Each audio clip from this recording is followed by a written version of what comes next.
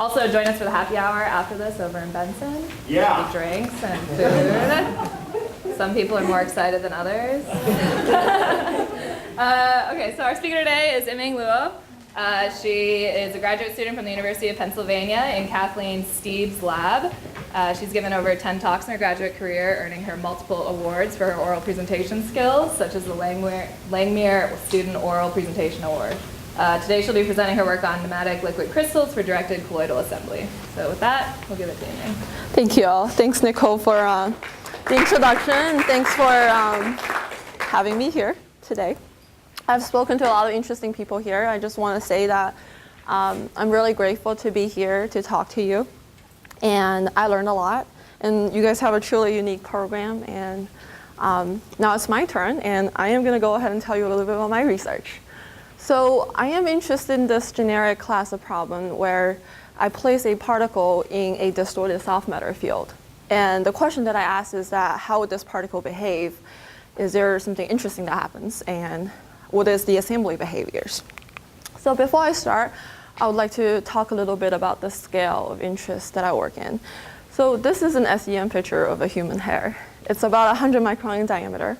So for my research, I typically work with particles whose size is about a tenth of that, about 10 micron, the size of a red blood cell. So this scale is in fact as foreign to us as the movement of the galaxy. I tend to like to work with, so we're basically here. And then I like to work with this scale because it gives me the opportunity to explore a different set of physics from the one that governs microscopic objects. And if necessary, I have, they might have implications for further scaling down. So, but there's definitely a set of really important challenges that comes with this small scale. Well, first of all, they're very hard to manipulate. And with that, that's why it's the basis of many science fiction, such as this one. So unless you can shrink yourself down like the scientist in this fantastic voyage, it's hard to move these objects around. And then the other issue is a more hidden set of issue, which is the surface to volume ratio, which increases by a lot if you are on that scale. So the surface forces, such as drag force and friction, becomes more important. And an analogy is like you swimming in a swimming pool filled with like syrup. So self-assembly has come and tried to tackle this challenge because it offers the opportunity to scale up. So colloidal science, so what is colloidal science? It basically is defined as a system where one or more component has more than one dimension in the nanometric or micron scale. It is highly interdisciplinary in nature, which is used in various research and industrial settings. Whenever possible, we try to work with a well-defined system, such as a monodisperse solution. Research of this nature, coupled with advances in fundamental understanding of physics and chemistry, has allowed us to form coherent theories of many fundamental aspects of colloidal behaviors. And finally, in my talk, I'll be focusing on manipulation and structure formation in these systems. So before we start, I thought it'd be appropriate for me to review much of the advances done in the effort towards self-assembly. So to start, there's some classical work in University of Minnesota where they take a very simple block copolymer system. And even in this very simple system, you have a zoo of behaviors and a zoo of assembly patterns. And then there's a work in NYU or in many other places of forming these 2D crystals at a fluid-fluid interface to form a crystal. And then there's also templating, whereas in a slurry of particles gets squeegeed into a preformed template, such as pores and grooves, and they form these incredibly ordered structure. So more recently, there's been a lot of work in field-directed assemblies. In these fields, which is typically electrical or magnetic, the particle acquires an induced dipole, and then they form chains. And these chains can further interact and form more complex structures. This approach is very nice because it allows reconfigurability by simply switching off the field. And this pattern is very regular. But there's also cons, such as the fact that the particle has to be tailored. It needs to be magnetic or electrically responsive. And in addition, every particle in this field are experiencing the same force, and it's very difficult to just create a localized electrical or magnetic field. And there's been some recent advances of tailoring the polarizability on each particle, and to have them behave differently in the same field, but that's relatively difficult because that requires additional engineering in terms of particle. So in our lab, we have been pioneering this work of a field that arises in distorted soft matter. So a couple examples, including particle assembly using capillarity, where this is a pillar, this is a micropillar. There's a fluid interface that gets pinged on the edge of the pillar. And then there are these particles that moves against gravity towards regions of high curvature and assemble on the side of this pillar. There's similar work on a tense lipid bilayer, which similarly moves towards the region of high curvature. So for me, I am more interested in liquid crystal director field, which I will explain shortly what it is. But next, I'm going to show you that in liquid crystal, you can tailor regions of stable and unstable points and carry out interesting assemblies. So what is liquid crystal? So if you're in possession of a smartphone, then you have small amount of liquid crystal with you. It's actually more ubiquitous than you think. The soap bubbles form a liquid crystalline phase, and a lot of biological material also, such as like lipids and cells, also form liquid crystalline phase. So it's basically this phase of matter between completely ordered solid and isotropic liquid. It consists of rod-like molecules that tends to point one direction, and this direction is called the director field N. A very good example to imagine are these boats in Southeast Asia. During peak tourist seasons, you'll have a lot of boats on Mekong River, and then these boats gain a lot of more translational freedom if they're more or less aligned with each other, and this is your microscopic model right there. So the energy of liquid crystal can be decomposed into a bulk part and a surface part. The bulk part can be further broken down into three primary modes of distortion, which are split, twist, and bend. They penalize for distortion that deviates from the director field, and they all each have a part in the energy density function. It is commonly assumed one constant, which reduces the energy to this form. An outcome of Euler-Lagrange is that the director field is minimized by the Laplacian, and therefore there are electrostatic analogies in the liquid crystalline system. And then there is a surface part, which is either homeotropic or perpendicular, or parallel or planar, which means the molecules are either standing straight on the surface. This is typically created by absorbing a surfactant layer, which has a tail that sticks out to dictate the orientation of the liquid crystal, or you can lay down a polymeric commanding layer. Oh, I forgot to mention, if you have any questions, you should ask me. I would much rather you ask me a question when I'm talking than you go on the next 10 slides without understanding anything. Okay, just feel free to stop me. Okay, so there's a last piece of information I want to leave you with, which is the definition of the order parameter. It is defined as the ensemble average of all the deviation away from the director field of all molecules in this system. It is normalized in a way that 0 is completely isotropic and 1 is completely ordered. All right, so I'm interested in the behavior of colloid. So now let's look at the behavior of a colloid. So suppose I have a cell that contains liquid crystal in there. The liquid crystal is pointed in one direction, which is this director field. And then I take a particle with perpendicular or homeotropic anchoring at its surface. Then I move the particle to inside this director field and ask how would the liquid crystal reconcile the anchoring condition, or the orientation, on the surface of the colloid as well as in the bulk.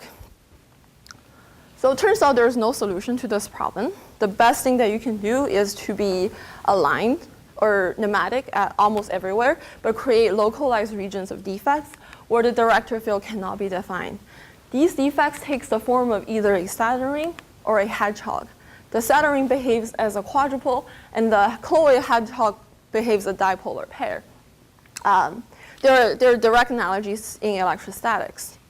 So particles assemble based on their symmetry, zigzag for the Saturn ring and linear for the dipole. So in the outcome of whether you form a Saturn ring or a dipole depends on the size of the particle, the strength of the anchoring, and the confinement. But typically for micron-sized particles in an unconfined system, you only get dipoles. You have to take special care to get Saturn rings, for example, by confinement, which has implications in my experiment. And the other comment I want to make is that here are two experimental pictures. One's of a pair of dipoles, and one's of a pair of Saturn rings. So in a normal system, you typically cannot see defect. But in a liquid crystalline system, because the region of defect has a different index of refraction, so they can be visualized with an optical microscope. All right, so let's go very quickly about the planar case. So if the polymer is laying flat to the surface, which imposes parallel anchoring, then the colloid will form these two defects called boujons. They're maximally separated at two poles, and it's very easy to think of a globe, where in the North Pole, if you hold out a compass, you cannot tell which direction is north. And for the same reasons, you have the boujons. All right, so let's start by looking at a particle. So here is a particle with perpendicular anchoring, and we place it right next to a flat wall with perpendicular anchoring. And then you have to imagine that you're looking at this sample from a bird's eye view. So it's in fact sandwiched between two glasses. But we'll go more into that later. So the particle has homeotropic anchoring and a Saturn ring defect. And we can see that the particle is immediately repelled by the wall. And you can try that with particle with dipole, particle with boujons. An outcome of it is that the mismatching of the geometry and the anchoring at the surface causes the particle to be repelled. So this is an interesting observation. But to fully harness the energy in this system, we don't just want things just to get repelled, or we want this field to do more than that, which is then when we take inspiration from biology, where ligand binds to enzyme to promote some sort of chemical reactions. So it turns out colloidal science has been mimicking this interaction for quite some time, where particles of complementary shapes are fabricated and they're placed in isotropic fluid, and they come together via depletion interactions. It turns out that people have also seen similar interactions in liquid crystal, mediated by elastic force. And the mechanism that was proposed is that the particle shares this defect with this cavity and therefore lowers the total energy of the system. But these experiments are typically hard to do because liquid crystal is a birefringent material, which means that it has somewhat complex optical properties. And to fully image the 3D trajectory is also challenging. So what I want is a platform where I can have access to complete dynamic trajectory information, and at the same time be flexible enough to allow me to tailor the geometry to do more than just lock and key. So what I did was that I fabricated a cell with a wavy wall that was standard lithographic techniques. And then I treated it with the MOAP to give it perpendicular or homeotropic anchoring. And then I liberated these structures with a razor blade, just scraped them off. And then you sandwich them between two glass slides that are rubbed in one direction to give you planar anchoring. So what I will do is that I will fill the cells through capillary interaction in these channels, and I will flow a slurry of particle inside liquid crystal into the system. And then because the cell is sitting down, the gravity doesn't play a role. But because of the repulsion from the flat wall that I've told you before, the particle will remain neutrally buoyant in the system. So effectively, I have a 2D system. So a better schematic would look like that. And then for the rest of the talk, we'll be looking at this from a bird's eye view. All right, so let's take a closer look at the geometry. So my wall, they actually consist of intersecting arcs of radius r. But I could also recast this in terms of wavelengths. In this case, the wavelengths and the amplitude, and the radius of curvature of the wall are actually not independent parameters, but they're related by Pythagorean theorems. And then I have this wall that's homeotropic. And then I have this far field director field that's uniformly aligned in one direction. And this is effectively a 2D system, and that's why we're looking at it this way. And then we know that if we assume that the wall has a sinusoidal form, then under certain simplifying assumptions, we could solve the director field to have this functional form.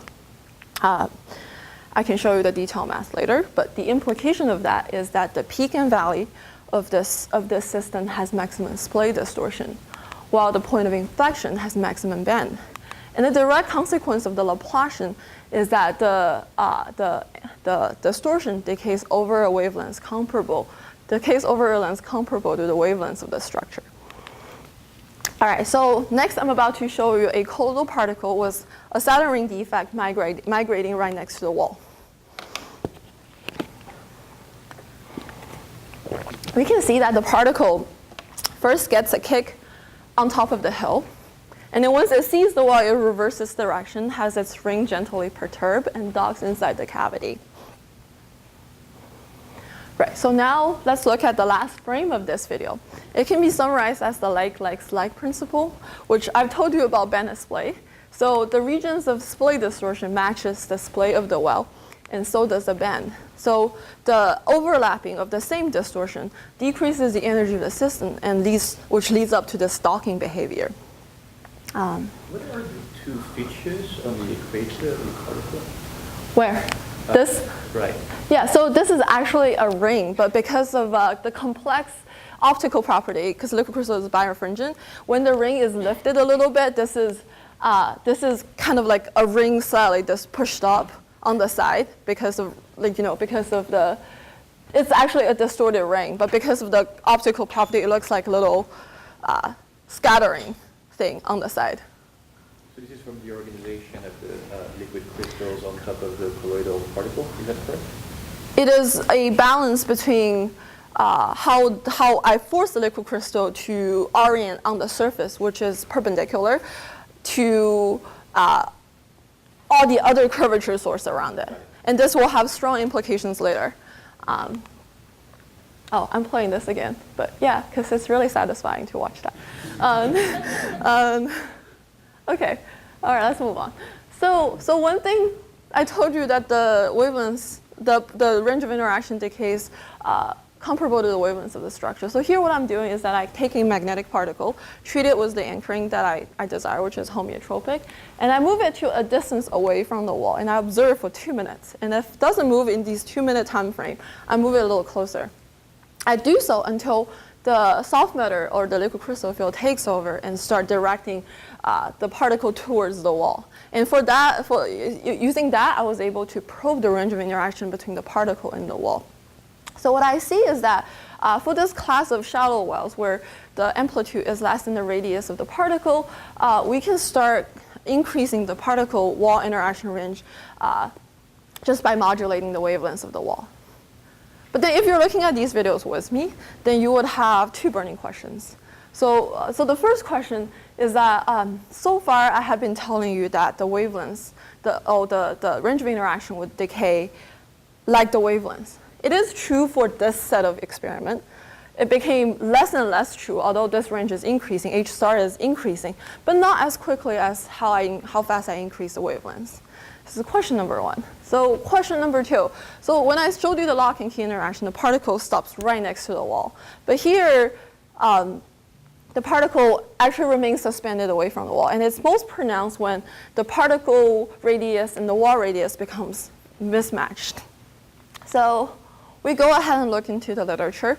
And in fact, in literature, people have pointed out that pair interaction, if you just have two particles in a confined cell, because since these things are electrostatic, have electrostatic analogies, their interparticle potential actually decrease at least in the far field following the multiple expansion, which means that for two quadrupoles, it should decay as 1 over r to the 6th. But then what they found is that in the particle interaction will be truncated at particle distance comparable to the cell thickness. How do we reconcile that with the fact that the wavelengths, you have this wavelength decay? So, well, the obvious answer is that our range is truncated as well. So let me remind you of my system, which consists of this confined cell of particle-wall interaction, and then I have a thickness T. So it turned out I can do some simulations, the detail I will present later. So in this series of simulations, I just vary I hold everything constant. I place a particle at the center line above the well. And then I run particle at various height y. And then the only thing that I change is that I run the same simulation just with different thicknesses. So I got a graph. The graph says that as I decrease the thickness of the cell, the strength, the energy of interaction actually decreases, and therefore weakens the particle-wall interaction, which is consistent with our experiment. So is that just a fluke? Well, it turned out I tried to do that with particles of various shape. Not only I tried dipoles, but I also tried boujons. I tried like upward orienting dipole, downward orienting dipole. They all seem to follow the same trend, where as small wavelengths, and you have this h star over lambda consistency, but as you increase the wavelengths, this effect starts to saturate, and you start to have a truncated range of interaction as you increase the wavelength, as your wavelengths becomes comparable to the thickness of the cell. Okay, so, and now I'm going to answer the second question, is where does the particle sit exactly? So in the lock-in key case, we could tell that the particle size, the particle radius, and the well radius are fairly matched. But then turned out like I have this ability to vary the geometry just by using a different mask to do lithography. I could sweep through, a number of wall geometries. And then I looked at a number of snapshots of particles sitting right next to the wall. So the first thing I noticed, so this is kind of a clutter graph, but let me go ahead and break it down for you. So first thing that I noticed is that I have this class of particles that sit right next to the wall in a location what I call the splay matching height, which just simply means that the center mass of the particle here coincides with the center of curvature of this well. So you achieve this configuration because the particle has homeotropic anchoring on its surface, and the wall has homeotropic anchoring. And if you do that, the particle in the interstitial site will have minimum amount of distortion, and that's favorable. But then I also see this other class of well, which are denoted by these green dots, which sits lower than the splay matching height. So in experiment, they actually look like this. So these are the particles that has a distorted Saturn ring, but they are able to sit deeper inside the well. So distorting the Saturn ring causes energy because you're effectively increasing the length of the Saturn ring, and creating the effect always causes energy. But on the other hand, you're compensated by what I call splay matching. If you draw the imaginary field line between the particle and the well, you can see that the particle must spread its splay much bigger to accommodate the shape of the well. And this is the case with distorted Saturn rings. And previously, people have not seen a distorted Saturn ring being stabilized, but these things are stable for weeks in my system. And then there is a case where you go all the way, which is a dipole. But these things, I must profess that they started as dipoles, and they dock in a location that's even lower than the distorted Saturn ring. And these are strictly true for a class of shallow wells. So you have undistorted Saturn ring, more distorted Saturn ring, and a dipole, which is a spectrum of distortion from beginning to the end. And then at that point, it became very tempting to see this dynamic process of going from one to the other.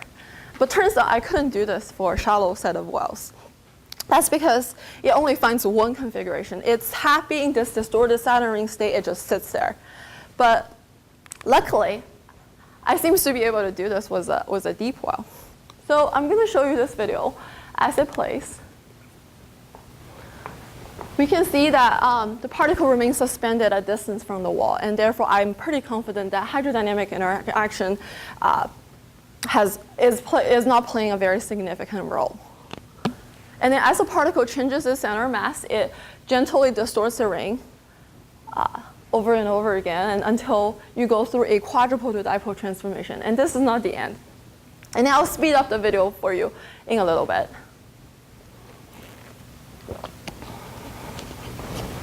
And you can see the dipole migrate until it finds its own equilibrium state. And this really intrigue us because people previously have tried to realize this defect transformation using flow, using electrical field, or using magnetic field. And then it's very difficult to capture the full dynamic information of this transformation because it typically happens very fast. And then you can't possibly eliminate the effect of flow by applying from the other factors. So we looked into this literature and turned out there is this excellent study in a completely different experimental system. So I've told you that a dipole is generally what you get for a micron-sized particle. So these people, they actually stabilize the Saturn ring with an electrical field. And then they switch the electrical field off, and this defect rapidly turned into a dipole. So liquid crystal is also responsive to electrical field, and this is why this happens.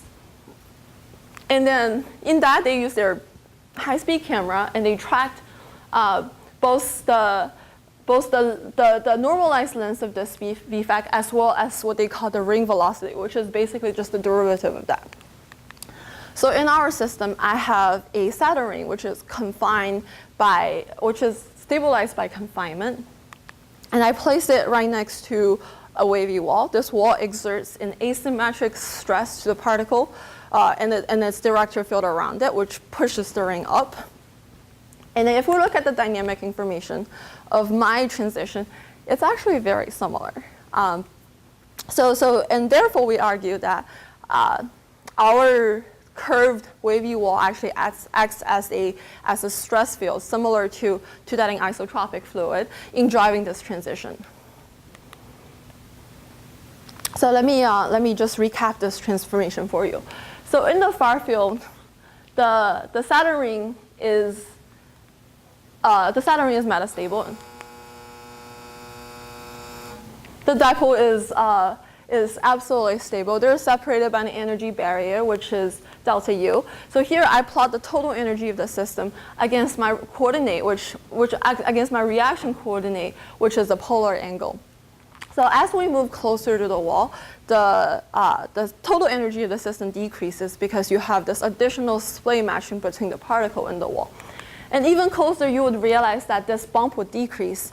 And then right next to the wall, the Saturn ring, the dipole becomes the absolutely stable state, and it just slides downhill into a dipole. These are snapshots from simulation. The simulation is actually more involved than that due to a fundamental scale, which I will talk about.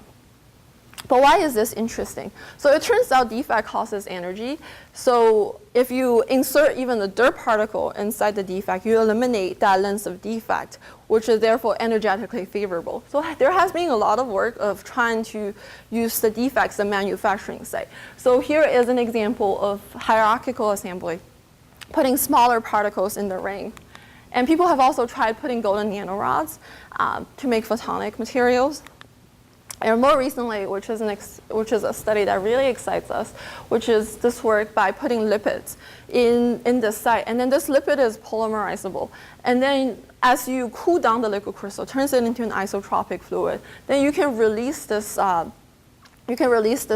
ring like a tiny rubber band.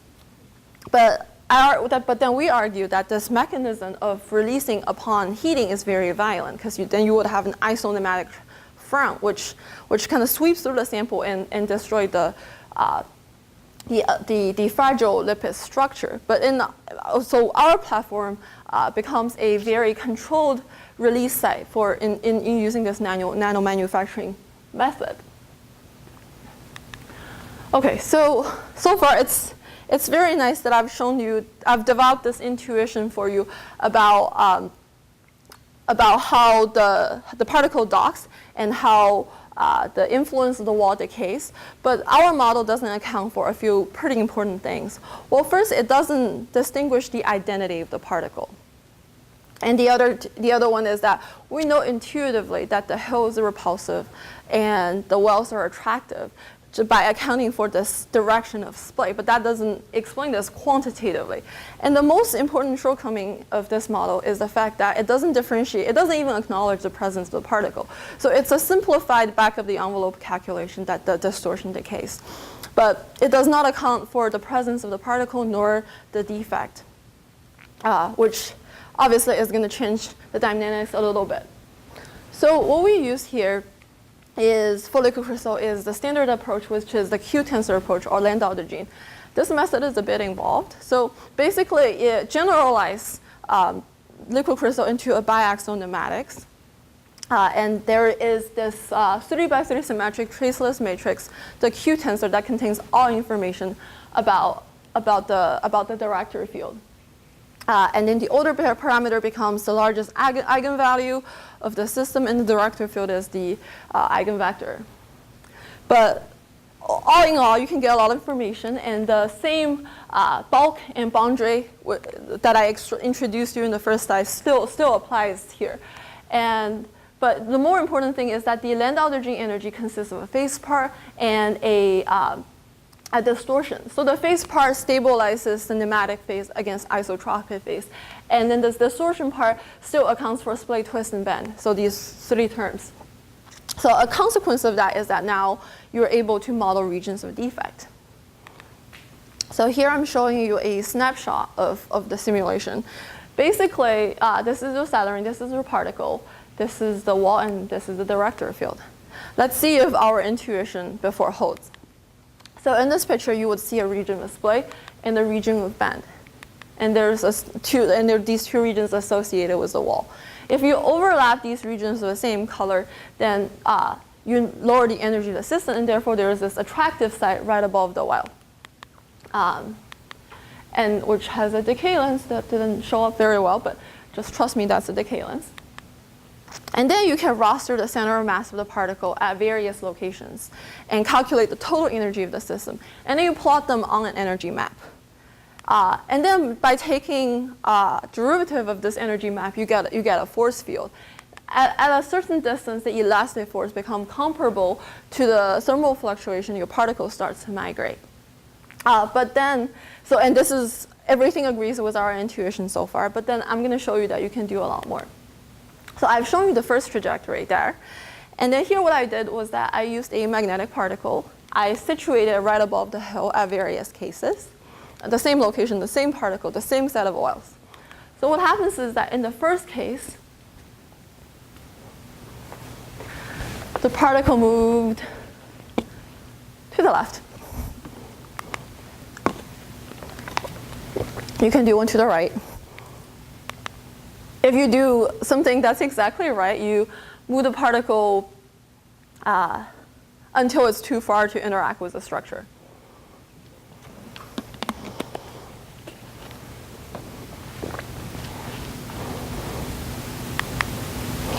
So this is really nice. And at the point, nothing's stopping me from putting up a reciprocal site on the opposite side for the particle to dock, which is here. You can see that particle effectively gets a boost from the top of the hill and then dock in where I intended for it to go.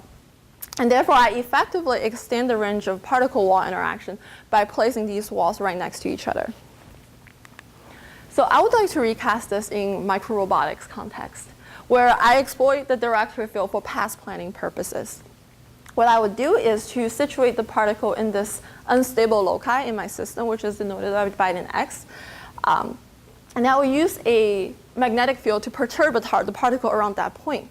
And it depends on the small perturbation of initial location, the particle is free to go on various different paths. Or I could imagine using a magnetic field to take the particle out from a stable point and then have it go on to a different stable point. So there are a lot of possibilities there. So far I've shown you the behavior of Saturn rings, but there's this other class of defect called dipoles. So if the point defect, the dipole is oriented upwards, this is really dark. Can someone turn off the light? Can you guys see? Okay, so yeah, you can see that it docks in the well like before. And then, but I think we're fine. And then, but if your particle has its point defect oriented downwards, then it docks on the hill instead. And it's easy to rationalize that the director field of a dipole oriented upwards has its director field most compatible with the well, and vice versa for the hill. The same like principle that applies here. And then from that point on, you can do the wall facing each other thing with the dipoles. So you can see that these are in fact the same colloids in two different tries. They start in the same location.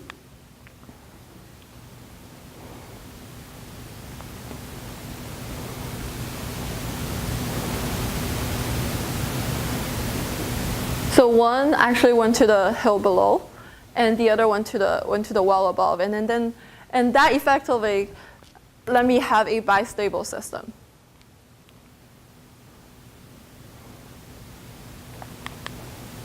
So it turned out you can do that many times with particles of different anchoring. So I would like just to point out quickly that a particle with a point defect oriented upwards behaves very similarly to Saturn rings, but then these two, but one was point defect oriented downwards, only has two possible trajectories. It only toggles left or right without having that third trajectory. We think the reason is because the range of this bottom of this well, which is more hidden in the hills. So, and for that reason, we don't get a third repulsive trajectory. So far, I've only told you the cases of a particle interacting with one well or one neighboring well. I thought it would be nice if we give the particle the opportunity to interact with a range of different wells.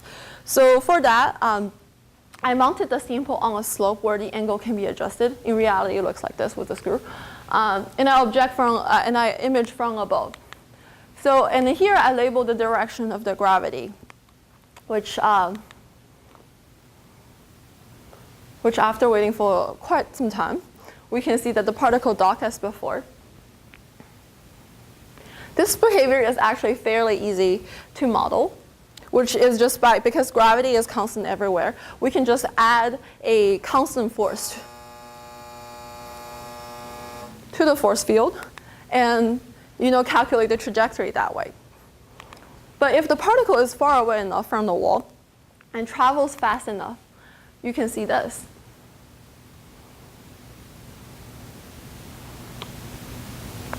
I know not like everyone. I already sped it up for you. So, oh, I accidentally clicked this. But anyway, it traces out this cyclic. It traces out this trajectory that has a cyclic motion. It moves closer and further away from the wall in this oscillatory motion. And you could also model that in my system. So if I have particle right next to a uniform set of wells, only one of the two things is going to happen. You either dock in the first well, or you continue to move in this cyclic fashion. Now I'm going to show you if I have wells of different wavelengths, I can have additional behavior.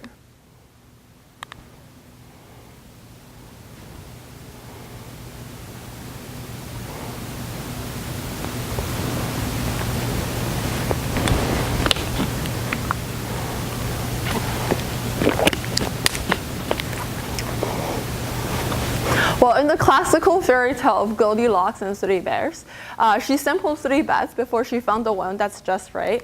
So here my particle actually sampled a bit more. I sampled 1, 2, 3, 4 wells. And then not only the motion is not cyclic, up and down, the particle actually gets closer and closer to the wall. Well, this is because every wall has different curvature and has a different range of interaction. And then by varying, the decision whether to dock or not is actually a competition between the attraction of well versus the viscous drag in that direction.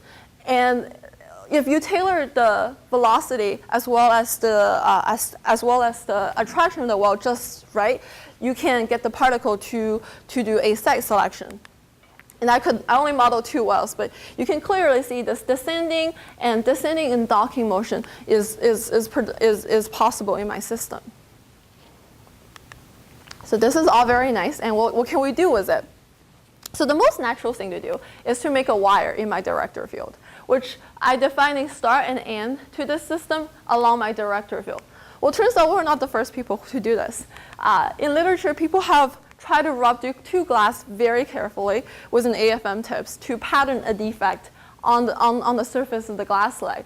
And then by doing that, they source a defect line in the bulk. And then they populate this defect line, like we discussed before, with colloids to make a micro wire out of it. So there are differences between my system and their system. So they work with a system where there's an actual defect. I work with a defect-free system. These particles are really only attracted to their neighbors. And then they form a wire that way. Versus here, they're more drawn to this attractive site, which is a defect.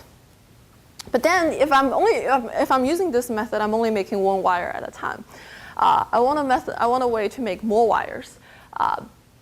Because one of the promise of self-assembly is that we can scale up things. So let me just give you a quick overview of the other project that I did. So here I have a set of periodical grooves. They have homeotropic anchoring, and then they're sealed in a cell that looks like that. So I have the bottom corner of the groove that serves as a site where the particle likes to dock. And then the particle themselves would have, the dipoles themselves would chain up. Previously, they only chain up linearly, but here I'm gonna show you that I have them. I have the ability to make them chain up along a curvilinear path. So this is a video showing that the particles are clings from the middle of the channel to go to the wall. The first particle would dock, and then subsequent particles will dock based on dipole-dipole interactions. And eventually, the channel will be clings of these particles, and they make these highly regular curvilinear chain of trimmed lengths and spacing depending on the particle concentration at that point. And then we call them eyelashes because they're curvilinear. And then here's a close-up video of where I changed the focal plane from the bottom to the top. And you can see that the particles come into focus one by one, indicating that this line is clearly curvilinear. We could image this by confocal and then model the position of the particle and try to match that to a director field. And it is indeed a curvilinear chain that follows the director field. And then again, once again, the interaction are only between pairs of particles and not by an overall defect line. And then, because I've shown you this before, it is now tempting to connect this line by giving it a reciprocal site. But because of everything that we've learned so far, we know that this particle with its point defect oriented outwards couldn't possibly like to stay in that corner, and therefore this wiring would fail. So you could see that this chain of dipoles are guided towards the bottom of this pillar, which I made on the top, which my cap is now an array of pillars, but it just stops short of this pillar. However, wiring is possible in the case where I have a top chain that comes out from the top and a bottom chain that goes up. And in the middle, they're bridged by two Saturn rings that opens up to bridge this other chain. And then here I'm showing, and then the presence of these quadrupolar linkers leads to a kink in my system. And this kink is clearly imaged here. Okay. So far I've told you the case where I have a very wide grooves. I haven't really changed up the geometry to show you what can happen. So in this very wide grooves, you have these the highly distorted sections that are relatively independent of each other, and they each individually wire these curvilinear chains in the middle of my channel. But then if I increase the aspect ratio of the system, I start to see a different behavior, which is that the two parts of distortion, which obey the anchoring, start to see each other, and they. So the way we say is it breaks left-right symmetry. It has to split in the middle and diagonally, and it leads to this configuration where you have an eyelash, but you also have a defect line nudging the corner. So this is the configuration I'm showing you here, an eyelash and a defect line.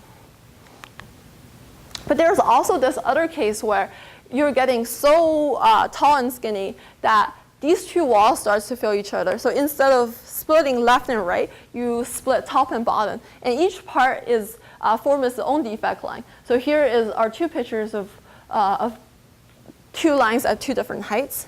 And then I'm going to show you a video where in the isonematic transition, as the formation of the defect line, which is there, which is very dark, it comes out and start collecting particles one by one. Because defect line has this ability to collect particles. And then simply by varying the geometry, I have two ways of assembling particles. I either form eyelashes in a defect-free system, or I can make a different geometry cell and start chaining particles up onto these defect lines. And I even made a phase diagram to show you that these are the limits of aspect ratios where I get different configurations. And then there's some ongoing work I would like to share with you, which consists of ellipsoids. So ellipsoids are really cool because they have different curvatures at various parts, and I am very interested in this question of how things of various curvature interact with each other. So it turns out that you can make it turns out that the ellipsoids have the same topology as a sphere. So the consequence is that you can make dipoles, which makes chains like before, but you could also make Saturn rings. But now it gets interesting because the defect ring can lap either on the long side of the Saturn ring or on the short side. So when they assemble, they still assemble based on their quadrupolar symmetry, but they start to make these kinked chains. And then here, I'm going to show you that similar behavior of docking applies. Yeah, anyway, it applies. But then more interestingly, as a defect transform, for this anisotropic particle, you could also have rotation, which is something that we're interested in looking into. So in summary, in this talk, I've established strategies for trajectory planning and directed assembly via all of these little vignettes that I've told you. I would like to thank my mentors, without whom this research wouldn't be possible, and my collaborators in my lab. So I would like to leave you with one parting thought. So this whole approach of self-assembly in colloidal science offers lots of opportunities. So it also has lots of applications. It has application in personal care product, where we care about tunability. So in my case, I'm showing you that I can tune the formation of different structures with different aspect ratio cells. I can tune where the particle docks based on defects. And then for material research, we want to see a scalability. And in my example, I've shown you a very crude example of how I suggest to scale this thing up by fabricating these screws. And then in drug delivery, I want to see accessibility and mobility, which is clear an example of microrobotics in my system. And then in biological building blocks, we hope to see generalizability. And then I'm going to go ahead and tell you that a lot of things form liquid crystal. And in my case, my particle identity is not so important as its surface anchoring. So this method has potential to be generalized to a number of different systems. So with that, I'd like to conclude and open up the floor for questions.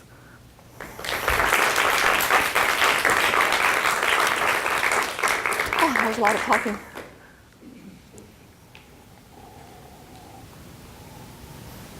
Yes? So these walls, so are they completely straight? So from what I'm seeing here, like, we're looking at a top view. I'm looking at a top view. And so like basically I'm wondering if the walls have any like angle to them. So are they just completely straight, wavy walls? They're a block. They're a cylinder. Oh, They're a cylinder. This is kind of a result of lithography. We try to do the best we can. Obviously, it's not atomic, but we try to make a 2D system. We're thinking about making more complex 3D systems, though, by like making bumps. But that introduces additional difficulty in imaging because we'll have to do confocal, and real-time confocal will be a little hard to do. But doable, yes. I was curious when you have your two eyelashes, near the dipoles assembling, you have an eyelash coming from either side, and they link together. Do you see that same sort of dipole to quadrupole transition happen before they come together? Are you able to watch that? I've never captured this dynamically, but if you think about it, it's the reverse process of my quadrupole to dipole transformation. It's still very hard for me to capture the dynamic process because the optics is so complex around there. But we believe that the very asymmetrical field caused by two opposing dipoles, because they really don't like each other, would actually is the cause of this transformation. But I've never actually observed that. Yes.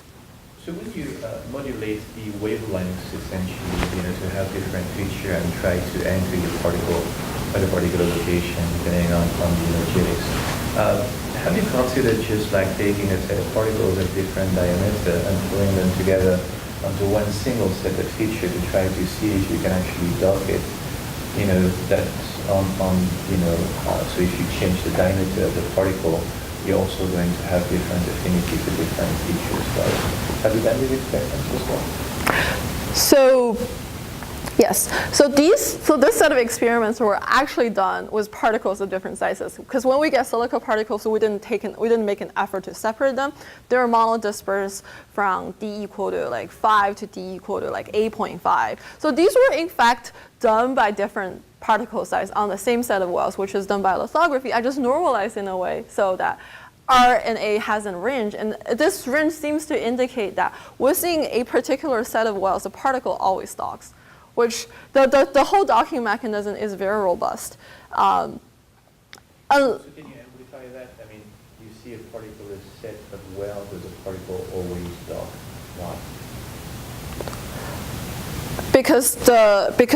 Okay.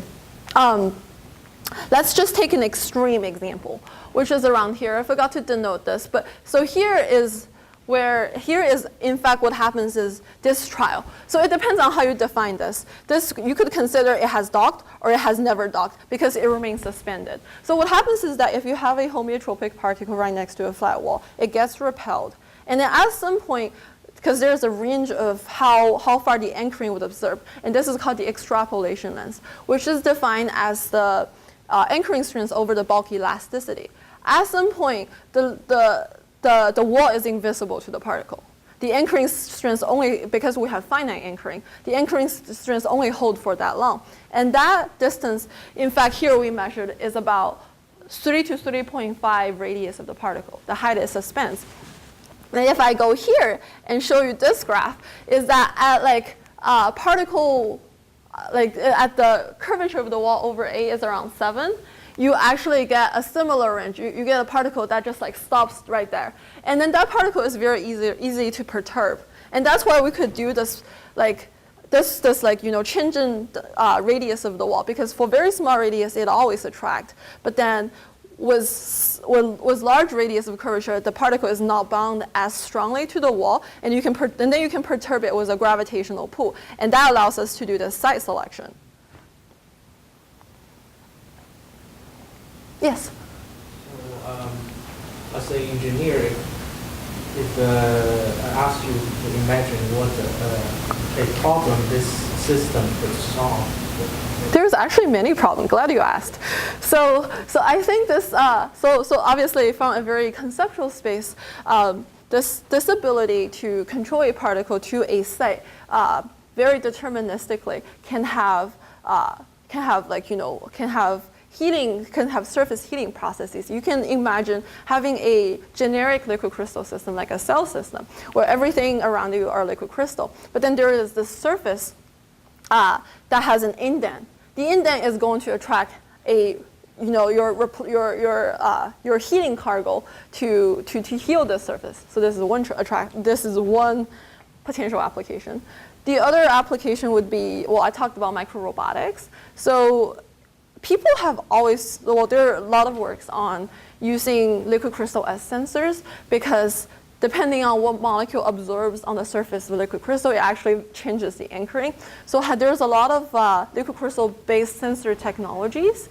So what is to say is that imagine my microrobotics. So basically, if you have a toxin, toxins are usually hydrophobic, and it's usually homeotropic. And then if you have like a native surface, it's generally planar.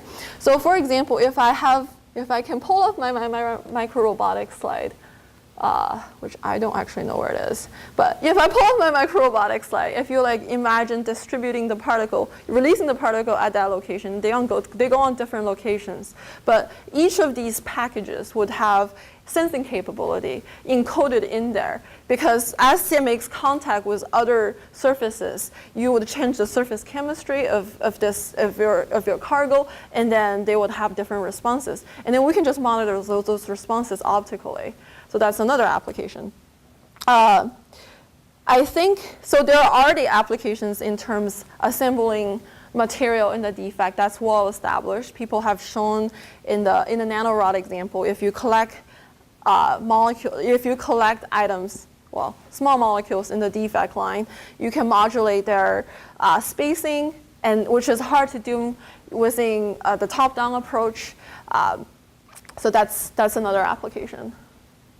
I can keep talking to you about more applications. I just don't have a slide prepared. Any more questions? Should we go to happy hour? All right, so with that, let's thank Yimin again.